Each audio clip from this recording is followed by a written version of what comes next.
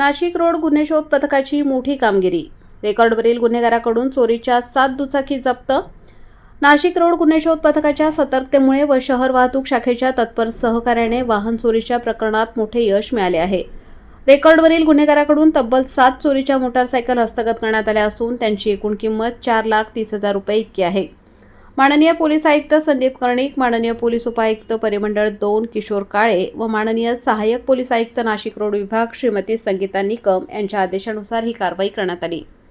दिनांक 5 जानेवारी रोजी दुपारी गस्ती दरम्यान नंबर प्लेटमध्ये छेडछाड केलेले संशयित ॲक्टिव्हा आढळून आली. संशयित पळून जाण्याचा प्रयत्न करत असताना ABB सर्कल येथे शहर वाहतूक शाखेच्या मदतीने त्याला अटक करण्यात आली. अटक करण्यात आलेल्या आरोपीचे नाव सिद्धांत किसन सपकाळे, राहणार टाकळी, नाशिक असे असून तो रेकॉर्डवरील वाहन चोर असल्याचे निष्पन्न झाले. चौकशीत नाशिक शहर व जिल्ह्याबाहेरून चोरी केलेल्या होंडा, सुझुकी, हिरो व KTM कंपनीच्या एकूण 7 दुचाकी जप्त करण्यात आल्या आहेत. या उल्लेखनीय कामगिरीबद्दल वरिष्ठ अधिकाऱ्यांनी नाशिक रोड गुन्हे शोध पथक व शहर वाहतूक शाखेचे कौतुक केले आहे.